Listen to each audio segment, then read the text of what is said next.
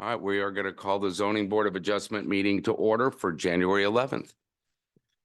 Okay, Dawn, roll call, please. Chairman Larry Gerstein. Present. Dawn, can you please turn on your microphone? Vice Chairman Ted Cicero. Yeah, here. Member Rob Jurgel. Here.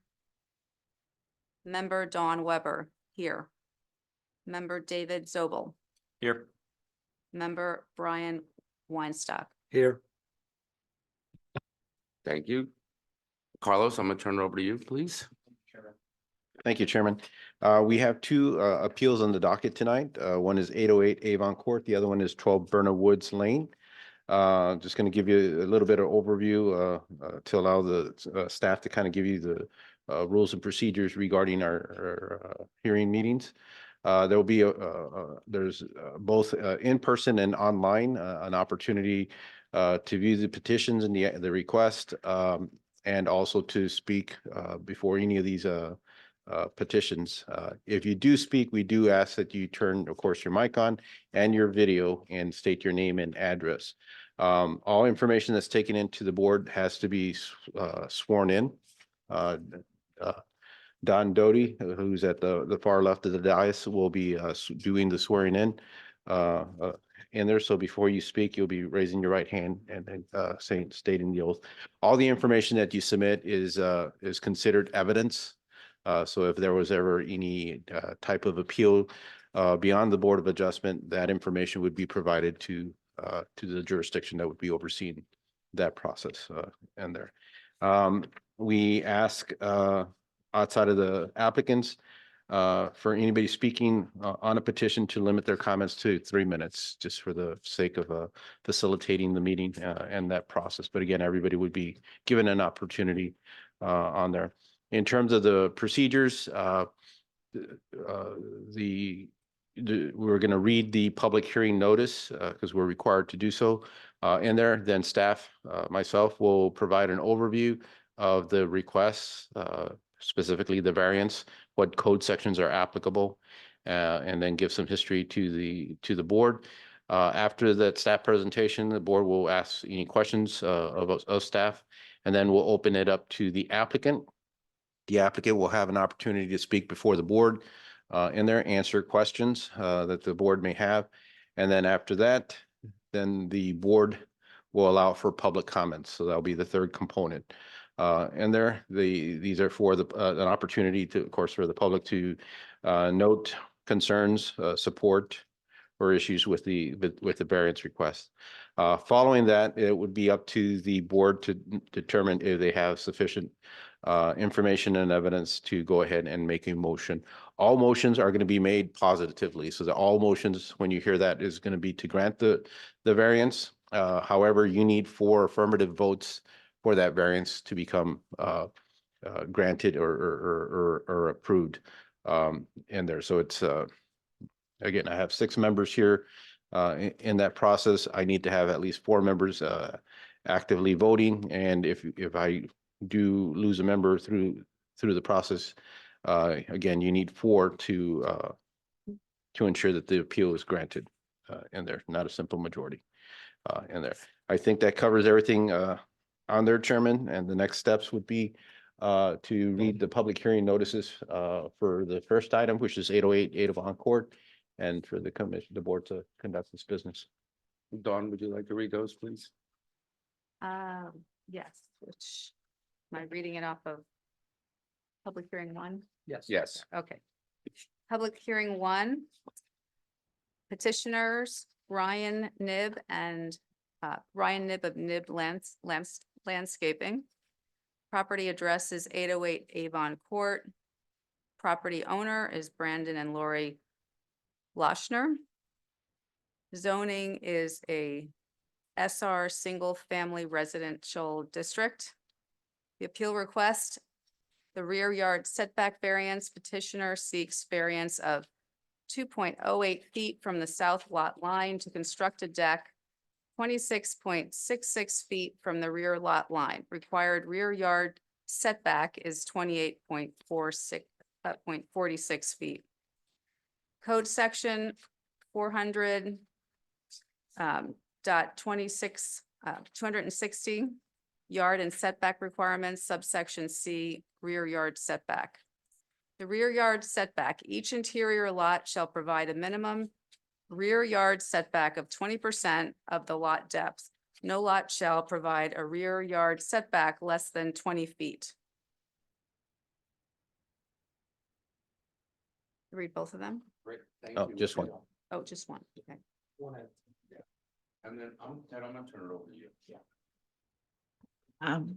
For the record, Mr. Gerstein has got a conflict of interest and is not going to participate in this discussion. I think we can take up public hearing number 1 and have Carlos. Yes, Chairman. Chairman, before going over the petition request, I'm gonna ask Ms. Doty if she'll swear me in. Do you swear that the evidence you shall give to the board in this action shall be the truth, the whole truth, and nothing but the truth? So help you God? I do. Thank you. All right, Chairman, this is the location of the property is 808 Avon Court. It's located at the southeast corner of the intersection of Hastings Drive and Avon Court, which is in the Oak Estates subdivision. It's a bit south of the Olivet Executive Building and east of the Stacy Park Reservoir area. It's a corner lot, as you see here, illustrated on the dais in there. And it does have 2 street sides. It has a street side on the north on Hastings Drive and a street side on Avon Court here on the western side. Yes. We don't see that same screen. Dum-ba-dum. There you go. That We should do be up now. there. Apologize for that. All right. So again, it's kind of located just east of Stacy Drive, behind 9666 Olivet Executive Building.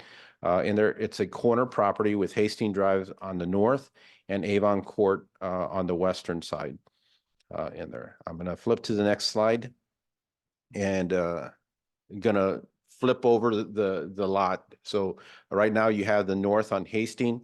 So the site plan that was provided is legible. The north is now on the bottom part of your monitor here.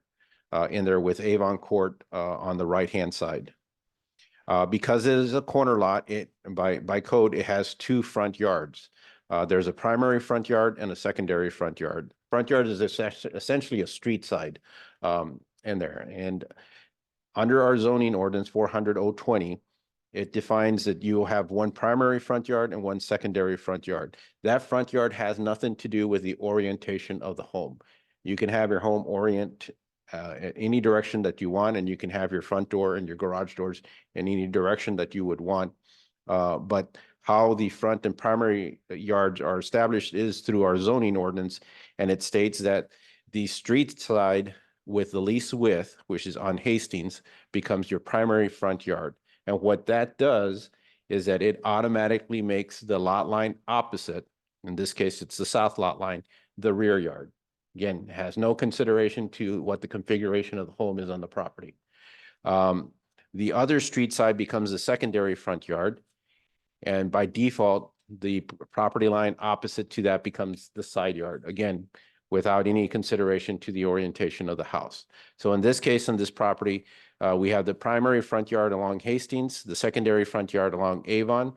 The side yard is on the west property line, and the rear yard is along the south property line.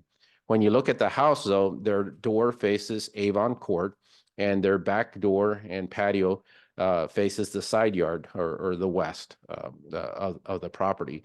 And their rear yard is really not much accessible because the garage, there's not any doorway activity. You have to go out through the side yard to get to the rear yard if you're going to use that property. So in calculating the rear yard setback, it's 20% of the lot depth. This is a legal non-conforming lot. It is short the ideal width depth of the property, which is zoned SR single family residential. Typical depth is 20% of the rear the lot depth between the street and the back end of the property. And it should be 150 feet. And in this case, this lot is only 142. So it's considered legal non-conforming. You can still build a home on the property even given the deficiency in the overall depth. But you don't get a relief on your side yard setback in that process. It'll still be the 20% of that depth. And then in no case, under our code, will we permit a rear yard less than 20 feet, regardless of the configuration of the property. So in calculating the rear yard, for this property comes out to be 25.46 that you see right here in the pink area. Again, this is the south lot line that's on the top of the monitor that you'll see.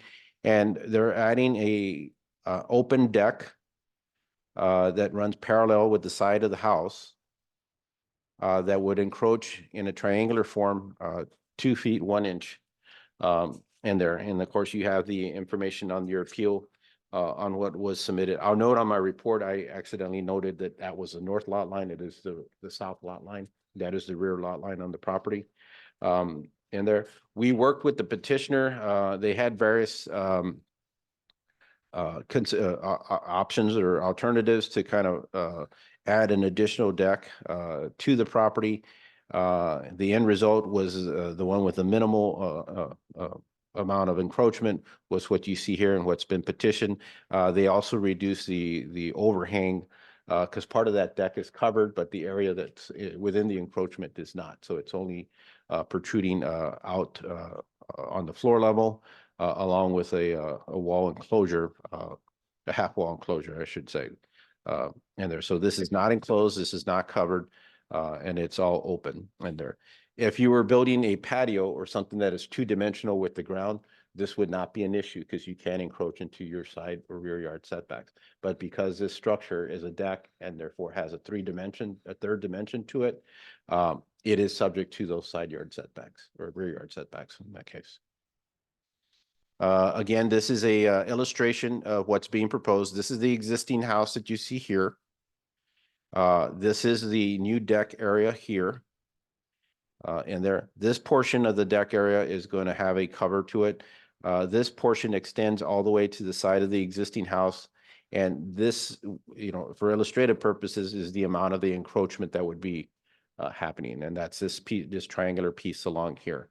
Again, this is not enclosed, but it does have a height, a half wall that runs through it.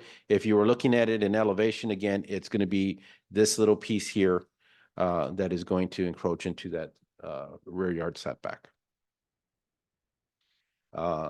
Just to offer some findings regarding the property, these are things that are factual in there. It is zoned SR single family residential. It's known as Lot 13 of the Oak Estate subdivision. It's a legal lot of record. However, it's a non-conforming lot due to the depth deficiency. Per section 400-020 of our zoning regulations, the rear yard and the rear yard setback is along the south property line. I apologize for noting north, and the hearing notice properly identified that it's the south property line. This home was built in 2003. The existing house is situated to have the backyard along the east property line, even though, excuse me, the west property line, even though they utilize that yard as their backyard. And then the current owners purchased a home in December 2015. In there. To note about the process of appeal, the board has jurisdiction over 5 aspects. One of if there's an error, interpretations for utilities, for reconstruction, and finally to grant relief by from the strict application of the zoning ordinance to a specific piece of property by issuing what we call an area or a use variance. And in this case, the appeal was an area variance for that setback along the rear property line. When considering that, there has to be something unique about the property, not related to the individuals, but the property itself, that it is a practical difficulty, not a mere inconvenience, that adjacent properties would not be inadvertently impacted, that it still maintains and follows the spirit of the code, and then that it observes certain criteria that includes doesn't limit air, water, sunlight, consistent with the comprehensive plan, and the underlying zoning district designation in this case. So we do have the petitioner here. Chairman, at this point, I'd be glad to answer any questions that the board may have, and if there's any specifics on there. Any questions from the board? Okay.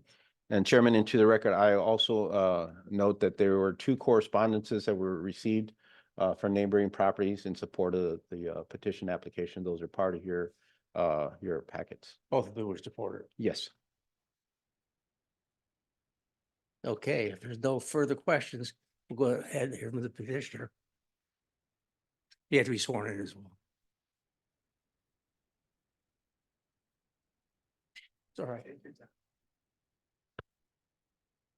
Do you swear that the evidence you shall give to the board or in this action shall be the truth, the whole truth, and nothing but the truth? So help you God? Can you turn your mic on too? Sure. Just say it. I do. Good evening. My name is Laurie Leschner. My husband Brandon Leschner is here with us. Brian Nibb, our contractor. And then we have Harriet and Jeff Capello, who are directly behind us, neighbors that are here in support. I also know that 2 of our other neighbors, Joe Gerstein, who Larry does not know of, directly next to us, and our other neighbors that are also in the southeast corner of us have written to this board in support of our application and our appeal. We want to first acknowledge your role and thank you for your time and your efforts here. It's a thankless job, and we just wanted to show our appreciation for hearing us out tonight. In our situation, we have a unique lot. As Carlos said, it's a corner lot in which we're also on a cul-de-sac. So it's just uniquely situated. Additionally, our builder, to add kind of to the layer of things, we purchased this home from a builder developer who you probably all know of, Cohen Properties. And when they built it, it's situated on the lot kind of on an angle and kind of cockeyed. So had the house actually been straight on the lot, this wouldn't even be an issue because it would go straight along that setback line and we'd be fine, but it's just a little bit to an angle. And so as a result, we have a hardship in that we are very restricted in the amount of area that we have to really utilize the outside of our home and to have an outdoor living aspect to our house, which is something that's very near and dear to my husband and I's heart. We have 3 dogs. We like to be out there with them. We enjoy entertaining. We have family members that are getting older. Stairs just are not their friend, and we want to expand the inside of our home to kind of spill outside when we are hosting and entertaining. This is just a situation in which, unfortunately, we have to take up your time for a very small request, but hopefully it's one that's not very difficult for you to make tonight. We have, again, all of our neighbors that are directly potentially impacted by this are all in support of us. Harriet and Jeff are happy to answer any questions that you may have or to verify what I'm saying on their behalf. But we love our home, we take good care of it, and we've been loving being residents of Olivet, and we just want to continue to beautify it. You will see a rendering video of what the ultimate project will look like that Ryan put together for you, so you will have that visualization, which will be nice. But in the meantime, I just wanted to quickly speak to and address the legal bases that you guys have to make your decision tonight. Carlos hit on those, and I just want to make sure that I kind of talk about them.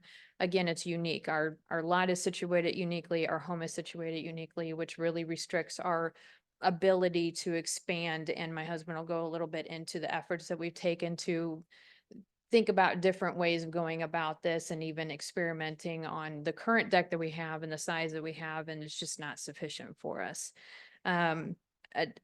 Also, it's practically difficult to not get into that setback line. And again, my husband will talk about it, but to really get, we would love to have even more space out there, but to really get what we need to be sufficient to utilize the space and really be able to be out there more.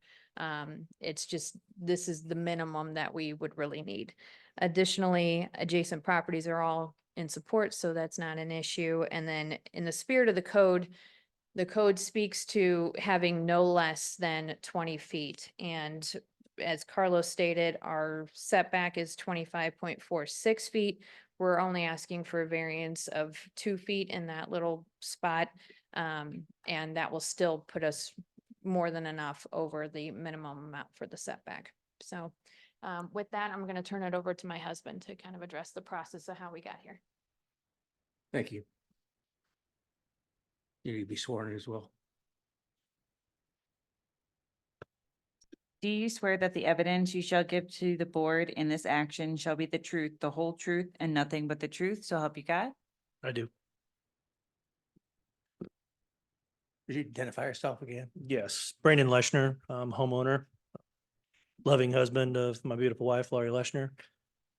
Members of the commission, and staff, thank you for your time. Thank you for the opportunity to address you tonight, to talk about, our home, our vision, and share a little bit of that history of how we've gotten here today. I'll let the lawyer handle the legal side. And so that's her job. What I wanted to speak to you tonight or share is just the history of how we've gotten here. We moved into the neighborhood in 2015. We quickly identified that outdoor space was going to be important from an addition standpoint. It's a beautiful neighborhood. It's unfortunate that we've lost some of those beautiful oak trees that really kind of brought that fall year round kind of forest feel. We've used the current deck for the last 4 years. We extended it a little bit, and that was our initial submission back in the 2018-19 timeframe. That's when we first started to learn about the setback issues and the limitation of space. And so we took an interim step to build the deck as is, which we have submitted to cover now for additional year-round usage.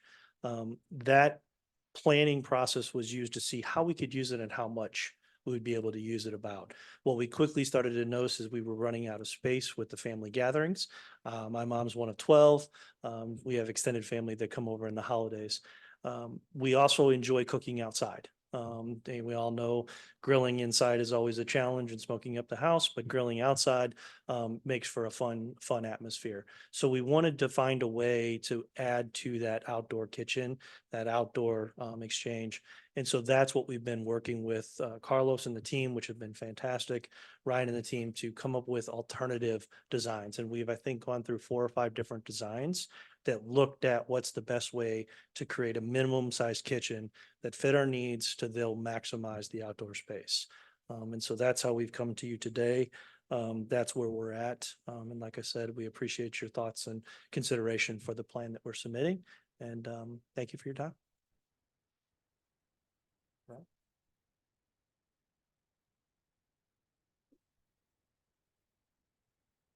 Do you swear that the evidence you shall give to the board in this action shall be the truth, the whole truth, and nothing but the truth?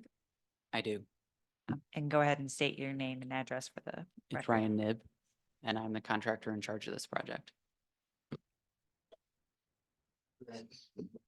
199 Bluegrass Lane, Villa Ridge.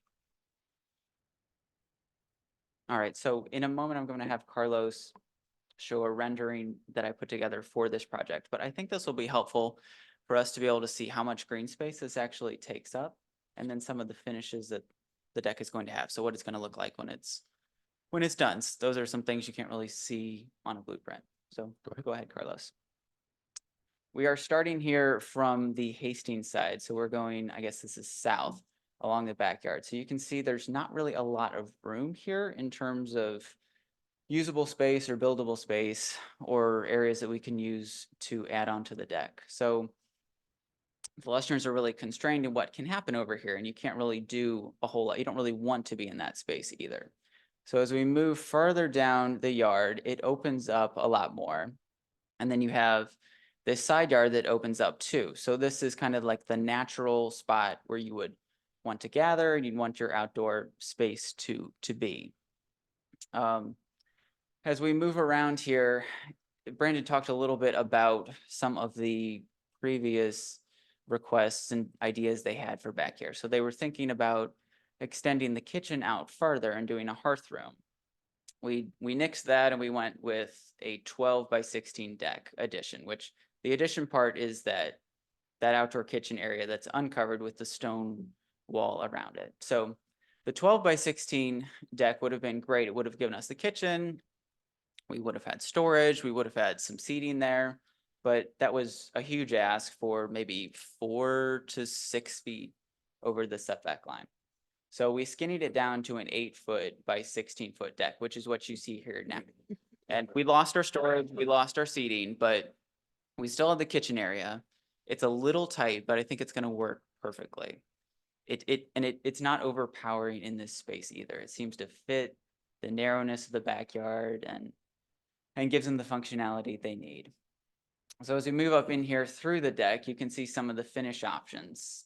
This is gonna look really nice. The Leschners do everything to the nth degree. And this is no exception. This is gonna be exactly the same. So some of the things pictured here may not be exactly as they'll turn out in the end, but we'll do some sort of polished stone countertop. They'll have stainless steel appliances. There'll be a black stone griddle out there, maybe a big green egg, a beer fridge. It's going to be awesome. So anyway, we want to create this space that the Leschners enjoy, that makes their home more valuable, that makes the neighborhood better. And we need your help with the setback here, because shape-wise, we want this addition to look like it was meant to be there. And we don't want it to look like, oh, this is an afterthought, or, we had to build around here to make this work. And the rectangular shape really gives us that feel. So Carlos, when this is done, you can just turn it off. We did consider, okay, well, maybe we build along the setback line, just follow the exact setback line. But as you saw in Carlos's original email, or in his original plan, the line pretty much is right there on the corner of the house. So we either have to bump the deck back in from the corner a couple feet and then shave off that edge, the outside edge there. And then it's a strange shape. It doesn't necessarily fit. So our ask is that you help us out here with something that's going to look great, looks like it fits there, and looks like it's meant to be. Thank you. Any questions from the board? Thank you. Any questions from the audience? And Chairman, I'll note there is one resident online, but I believe they're for the next appeal, Pardon? for the next appeal. I see. I don't see anybody else. There's no one online then? Nobody beyond that individual. Any other sentiments from the board? If not, I'll hear a motion. You don't have discussion? We can. Yeah. I'm in favor, of granting the motion. I think it. Please turn on your microphone. Sorry. I'm in favor of it. I think they hit on all of the particular items. I think it's definitely within the character. I think, it's a unique shape. It does offer some practical difficulties. I mean, that's always the tough one Yeah. to kind of distinguish. But I do think in this particular case that it does. And I agree that it doesn't seem like it would impact the adjacent neighbors, and it's great to have the support from your immediate neighbors. That's always helpful. So. Very. Any other discussion? Chairman, before a motion, if I can note, and I forgot to do this, enter some items for the record. And again, these are items that if this was contested. One is a permit application that was submitted on October 20th for along with the current plan set that's before the board. The initial denial letter, which was via email dated October 21st. And there's the Board of Adjustment application. We dated that for November 15th. And then this meeting was scheduled initially for December. So we had we sent out notices and did a posting on November 29th, 2023, and subsequently because of we had to reschedule that and we reposted it on December 27th, 2023. In addition to that, to add the staff report that was presented to you today, dated January 11th, 2024, this PowerPoint presentation, and the City of Olivet Code of Ordinances, including Chapter 400, our zoning regulations and our zoning maps, and then all the information that was submitted by the petitioners.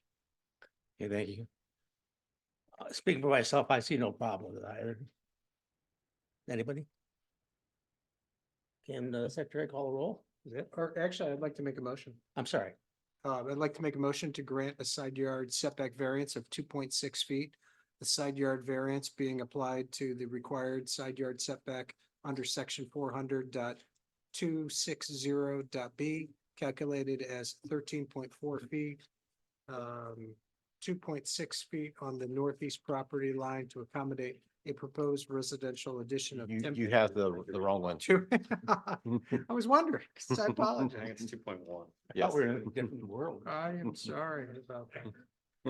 Yeah. Thank you. I'd make a motion to grant a rear yard setback variance of 2.1 feet. The rear yard variance being applied to the north property line, or I'm sorry, south property line, as required under section 400.260.c, calculated as 28.5 feet, so as to permit the rear yard setback as 26.36 for the proposed deck as illustrated in the plans dated revised September 22nd, 2023, as prepared by R&T Design. Thank you. Would the secretary call roll? The second. Second the motion. I'm sorry, I'll second the motion. Um,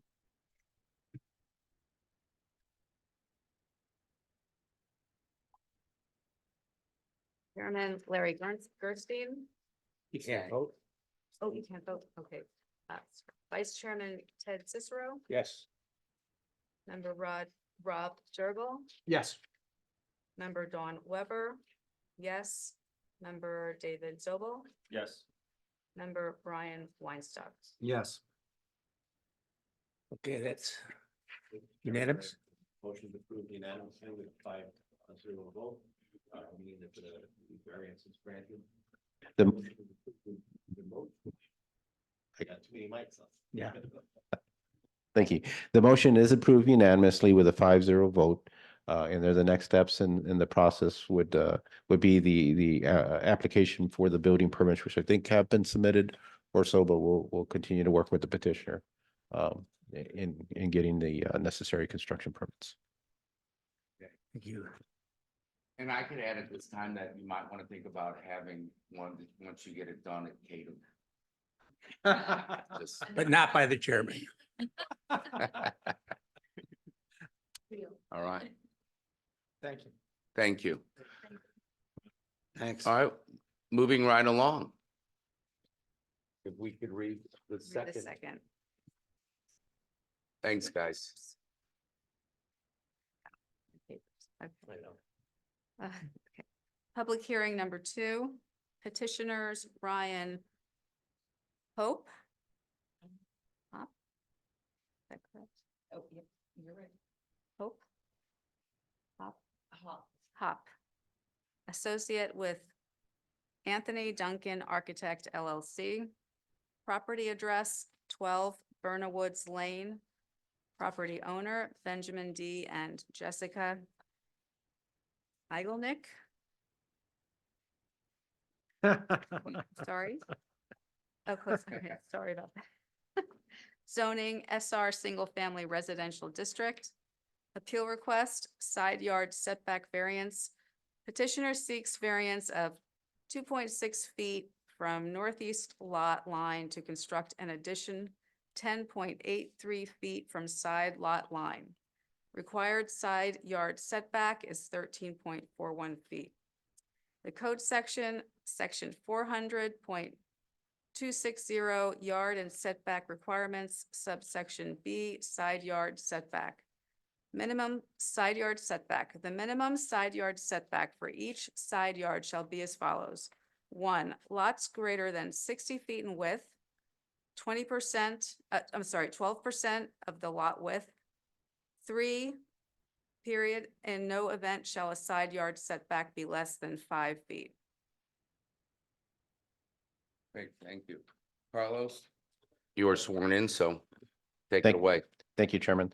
The location of this property is at 12 Berna Woods Lane. It's in the Price Woods subdivision, which is south of Old Bottom Road, east of Price, kind of nestled between Price and the University city limits on there. It's on Berna Woods in there, and it's located right here in this red outline in there. And you can see the front of the property faces Berna Woods on the northwest. The rear of the property is the southeast, backing up here.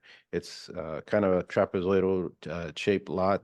And the area that we're talking about is on the northeast property lines, kind of diagonal in there, which is the side property line. You can see that the existing home is kind of shifted to the northeast in that process, and that kind of what necessitates the request for the variance in there.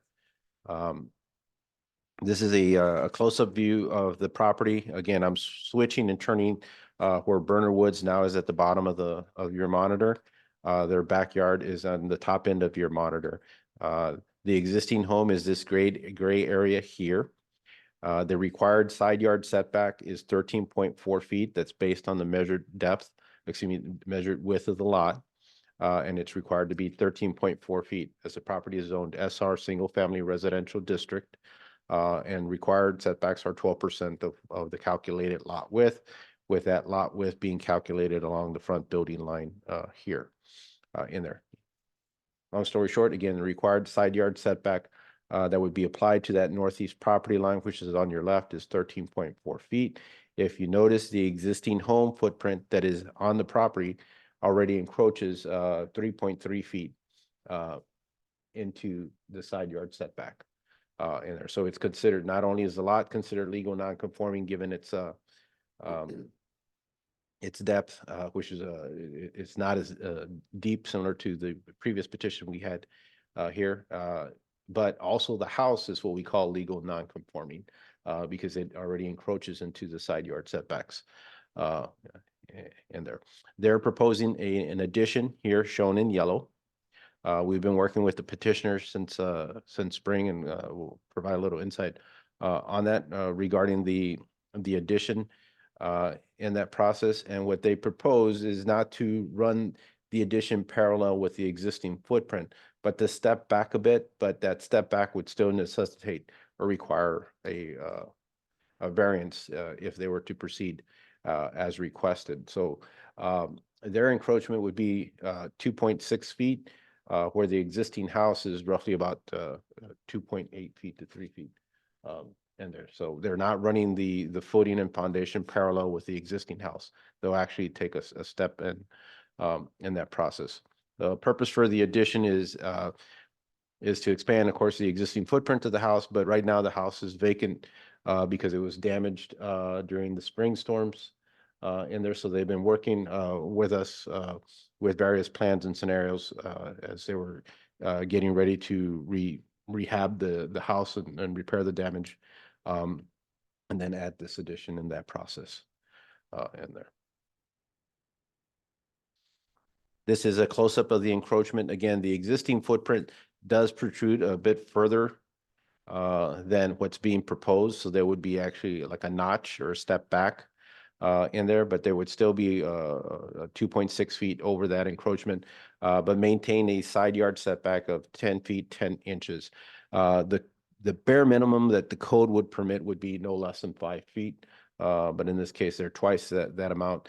Now, the 13.4 feet is applied because given their lot width, and one of the things we'll note is that a typical lot, an interior lot, just needs to be 100 feet wide. Therefore, you apply 12%, you'd have 12 side yard setbacks.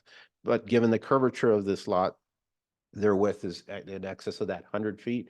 And so that proportion does increase. So they're required a greater setback than a typical lot would have been because of that configuration in there. They have a great lot. There's a lot of space, a lot of room, but the configuration of the house with the garage on this end kind of, limits, the use because it is an existing rear entry garage. So the garage entrance and turnaround is back in this area, which kind of limits viable use of a lot of this, the southern portion of the property in there.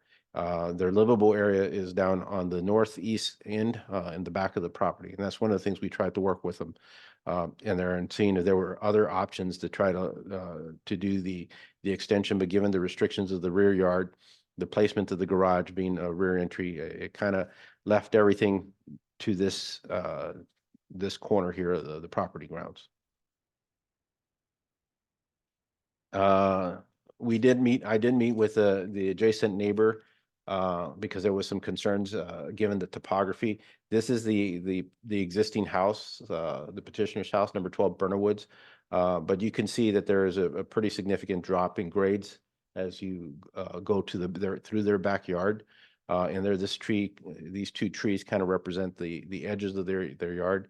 And then this is the neighbor's driveway here on the left side. Now, if I was to put this driveway, it's actually right here on the right side of this slide.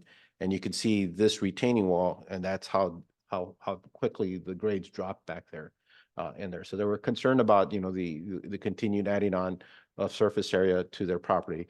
I did talk to them as part of our zoning code requires that if your addition exceeds a certain square footage, you do have to provide stormwater mitigation. If it goes over 400 square feet, you have to provide some type of what they call best management practice. And that could include a rain garden, that can include mulch, that can include special soils in there. But if your addition exceeds 1,200 square feet, then you have to provide an engineered system. In this case, this addition exceeds 1,200 square feet, and they are providing an engineered system to accommodate the stormwater. What is an engineered system? That is one that is specifically designed to carry a specific type of rain load for a period of a storm. And most of the times those are underground. And in this case, they're putting what they call flow wells. So they look like these big cisterns that are dug into the ground. And the gutters, now this only applies to the addition component. The gutters then lead to those flow wells, and they hold that water as the storm goes through. And then depending on the type of storm, it allows for the water to seep naturally into the ground. Now, we can't design these to accommodate these huge or severe type of storms. So when they do get filled up, then they allow the water to release from that point. What that does is two things. One, again, we can't accommodate or restrict any storm water from a storm, continuing to flow. But what it does, when we have these big bursts of rain, it holds back what fills up and then releases it afterwards. So when the storm goes through, you're getting that big burst. This is holding some of that water back that's generated from the house. Hopefully that storm has passed and then starts to release what it contained, and then over time allows it to seep through the ground. So after talking with them and noting, they had good questions about that, but they're now were aware of what's required in the code. They felt comfortable. We also told them that we would talk with the petitioner about extending the pipe that releases the excess a little further to the southwest. As you can see, these yards enjoy a pretty big or deep rear yard along here, but those grades do drop. And the goal is just to kind of divert as much storm water away from their driveway and their garage doors. And we've talked with the petitioner, and they're willing to do that as we work with them through the permits and the process. So one, they're accommodating the required stormwater mitigation by code. But in addition to that, they're willing to extend that pipe a little bit further in an effort to minimize any impact to the neighbor and there. Right. So some findings, and again, findings are things that are known facts, and they're zoned SR single family residential. It's legally known as Lot 27 of Pricewood number 2 subdivision.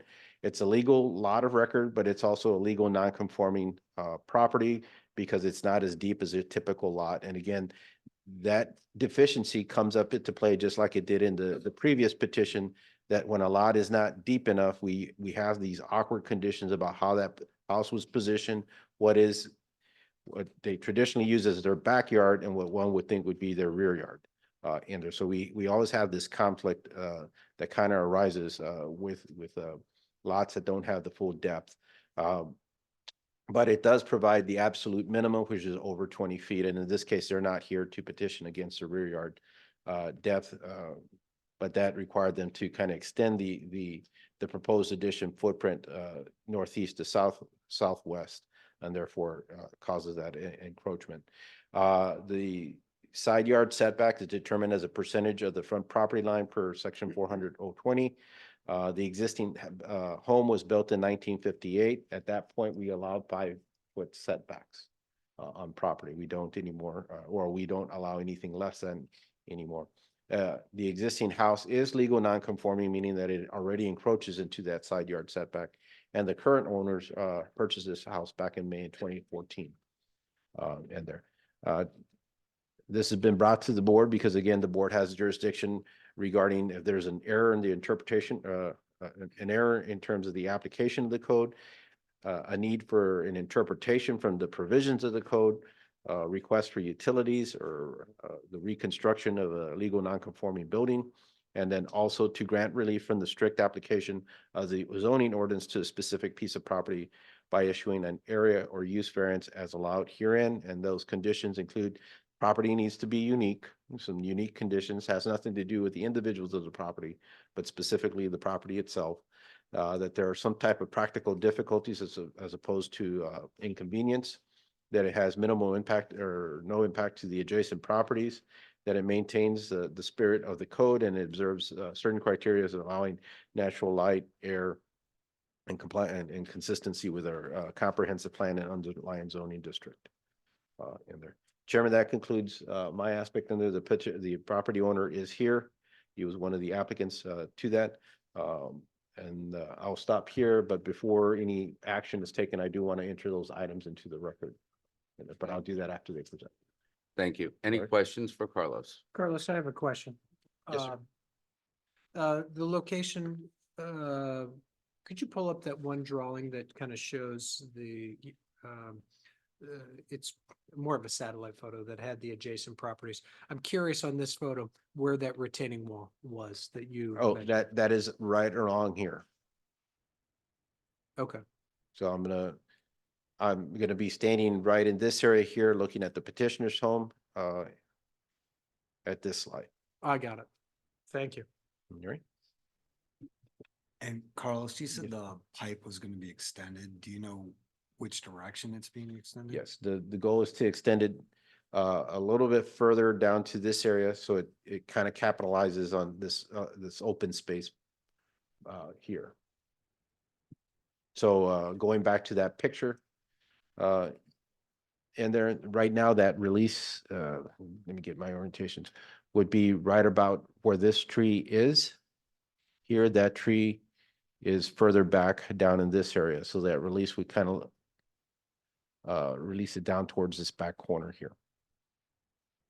Which would then fall, the flow would then follow that. Yeah, Gauge it's is still slow. gonna go downhill towards the following street, but given the, it'll have more green area to kind of go through. So one of the things the grass does, it filters some of the sediments and it also slows down the velocity. It's the velocity that causes damage in there, and that's what the goal is. How badly damaged was the house in the storm? I'll let the petitioner note that. It was more towards the front, but they did have a limb fall on the roof. So. Enough that it's vacant right now, correct? Any other questions for Carlos? Okay, thank you. I'd like to call the applicant up to be sworn in and.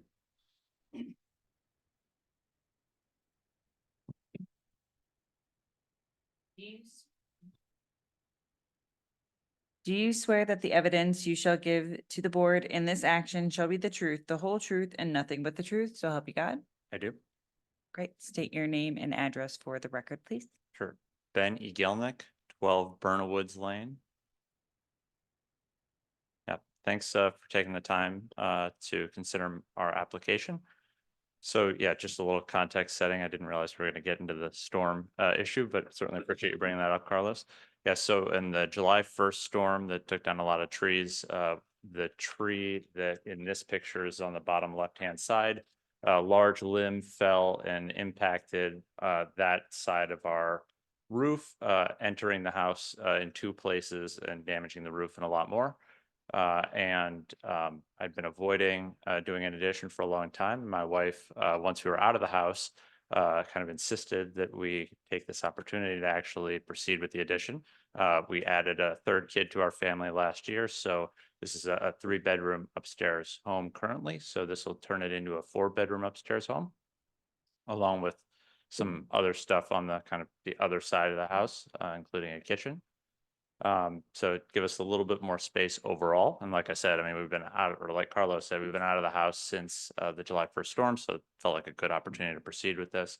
In terms of addressing the side setback, so we have spoken to the neighbors that are directly impacted, so to the left in this image, and they did not have any concerns with that. As Carlos mentioned, it's already over the setback, and we do step in just a teeny bit, but in order to accommodate what we were looking for in the addition, this was the best approach that we had.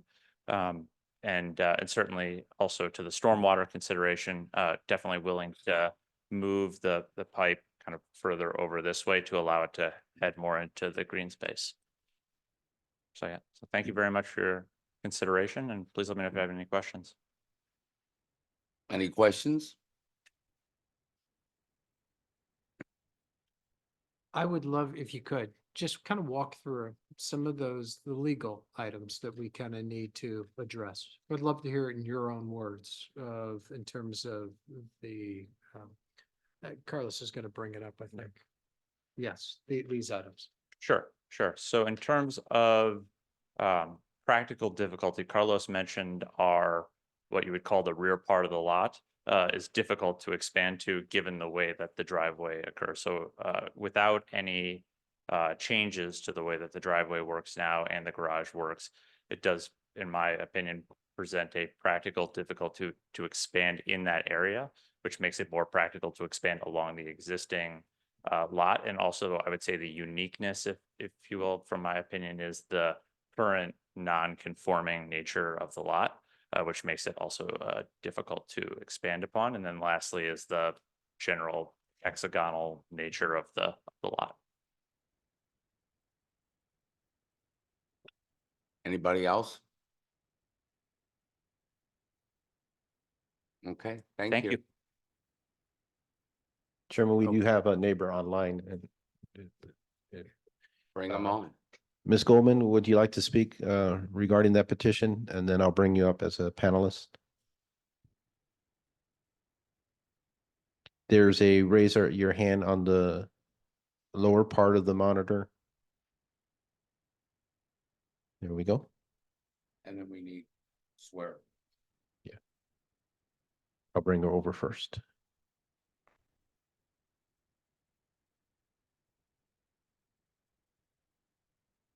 Okay. Mr. or Mrs. Goldman, so I'm going to bring you over. You do need to unmute and also to allow your video cam to be on. And the first thing I will ask if you can state your name and address and then introduce yourselves. Hi, we're here. All right. It's all working. So Wonderful. Hi, we're Jessica and Daniel Goldman. We live at 40 Pricewoods Lane.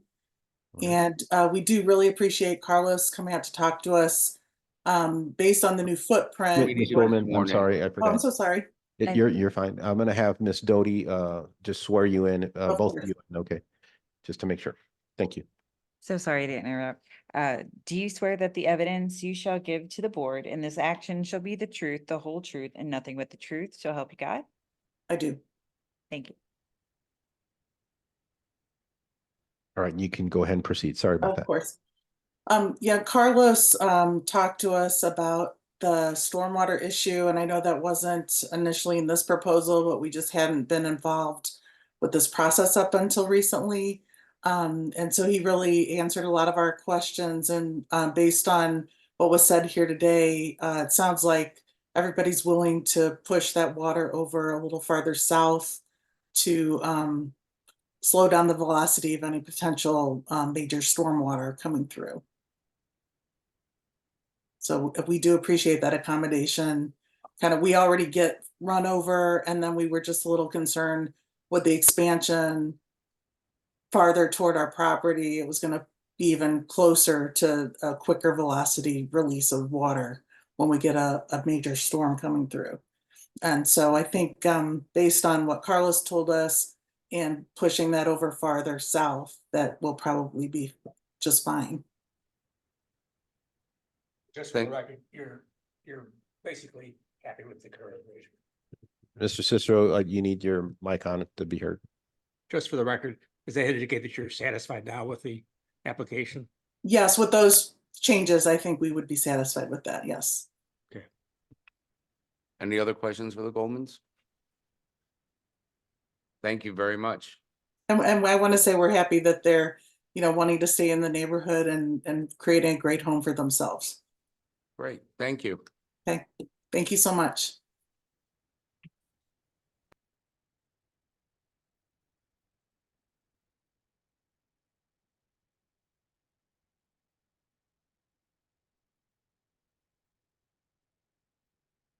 And I'd like to open up for discussions among the board.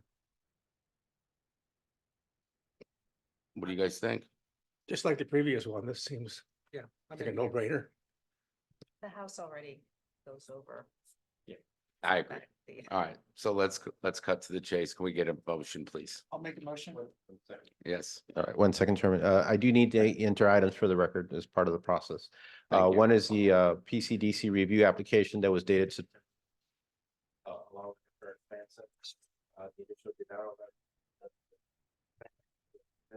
November 15th. The public hearing notice, which was published on the same days, November 29th, December 27th, as a previous petition, along with a list of addresses that were notified within 180 feet. The staff report that's before you today dated January 11th, 2024, the PowerPoint presentation and the City of Olivet Code of Ordinances, including Chapter 400, our zoning regulations and zoning map, and then the testimony of Mr. Engler. Thank you, Carlos. Mr. Chairman, I would like to make a motion. And I'll note that the motion is on our monitors for those, just in case. If it's too small. I'd like to make a motion to grant a side yard setback variance of 2.6 feet. The side yard variance being applied to the required side yard setback under section 400 .260.b, calculated as 13.4 feet, parentheses 2.6 feet on the northeast property line, to accommodate a proposed residential addition of 10.8 feet from the northeast property line, as illustrated in the plans dated September 13th, 2023, as prepared by Anthony Duncan Architects LLC. Thank you. Second, Second. thank you. Dawn, can you take the vote? Yes. Chairman Larry Gerstein, Yes. Vice Chairman Ted Cicero, Yes. Member Rob Jurgel, Yes. Member Dawn Weber, yes.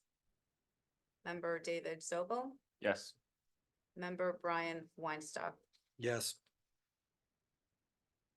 Pass. That is correct, Chairman. So the motion passes 6-0. 4 were needed to allow the override of the regulation. We're working with the petitioner on the building permit plans, and we'll continue. Thank you. Is there any other business we need to discuss? No, Chairman. I don't have any anticipated petitions coming in. It's been a while since we last met, of course, when we might want to set something maybe down in April. In there, we have several meeting minutes that need to be approved and all that, and maybe go through an overview or answer any questions regarding process and procedures. Can we deviate to another topic? This is an update on the construction and all that. Oh, yeah, if there's any questions up at Olive and I-170, Olive Crossing. Of course, the apartment complex is complete and occupied. I believe about 45 units right now are occupied in the building structure.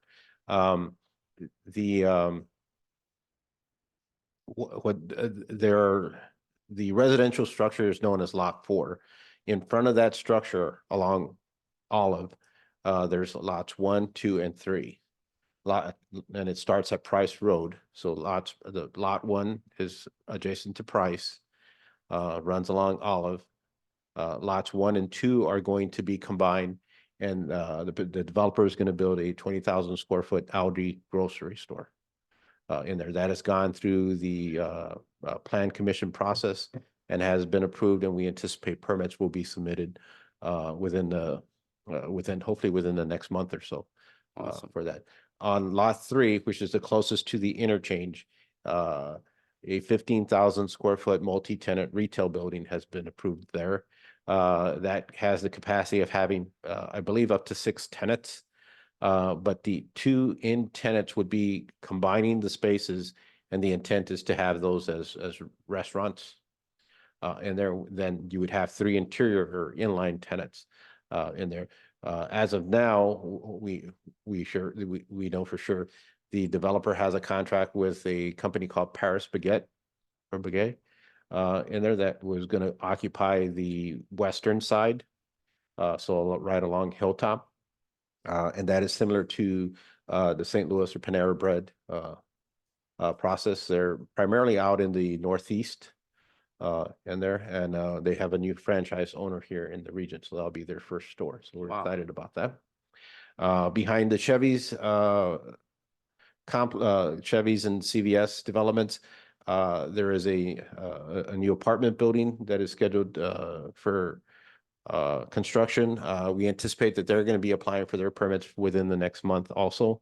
And there's a 208 unit apartment complex that was approved by the Plan Commission a couple of years ago. So that's starting to move through because of the impacts of the pandemic with the economy and financing. It's taken a little longer, but I think they're at the point that they're comfortable to initiate construction. That whole area has already been cleared and is already prepped up for construction. As you go down the industrial park, of course, we're now the new home for Latch.com, which is I believe they changed their name to Don, do you know the name now of Latch? It's like doorhandle.com or something like that in there. So their corporate headquarters were relocated from New York City to Olivet, which we're proud of in there, and their main facilities are now on Price Road. Next door to that is the 40,000 square foot Padel and Pickle indoor complex in there that's been getting a lot of advertisement for Olivet. And they should be opening within a couple of weeks. So we're excited about that. And it's a private recreation club that includes a paddleball and pickleball in there. As you continue back on Olive across the street from our property, Douglas Properties is beginning their, it's a 35 unit townhouse development. There's 5 buildings. Each of those buildings either has 5 to 4 attached townhouses to that, and that's going right across the street here. If you continue down Olive to where the Plant Haven nursery is located at, on the western end, close to the bowling alley, the Great Heart Brewery is going to be locating. They're opening a microbrewery and restaurant in that space.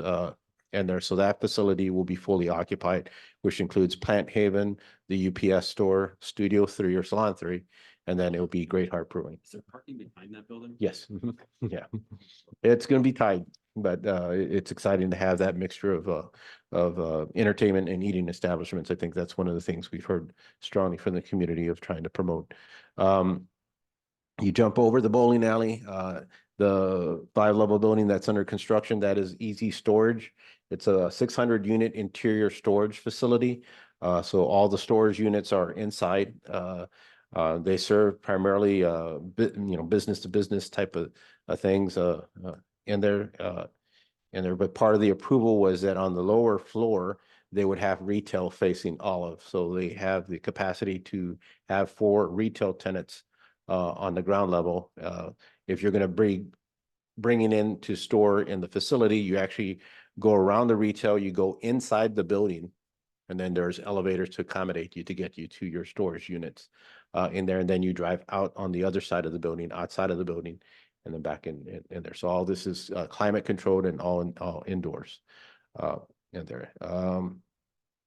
Further down at what we call Olivet Center, the space that was occupied by Tuesday Morning, the St. Louis Academy of Dance is relocating from their current facilities near I-170 to that space, and they're doubling their school and their program in that space. So we're excited about that.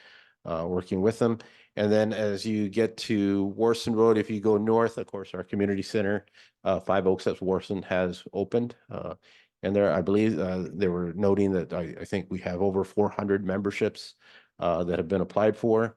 But more importantly, the activity that the development has been generating because of the types of the spaces that can be leased and rented out has been pretty phenomenal. So we're excited about that. Right, so not a lot going on. Been a busy year, and we expect another busy year this year. There was talk of a hotel at one point, is that? Yes, that is still on that for Olive Crossing up by I-170. At least a 40 to 120,000 square foot office building with attached parking structure, kind of where the Office Max sat. Okay. And then behind that would be about a 90 unit hotel in there, but the hotel wants the building built first, so patrons don't have to drive through all that, the exterior construction work in there. So that's been kind of the holdup. And then right now, it's just not an ideal office market. Hmm. And so Very good. What about that dog park? Is that?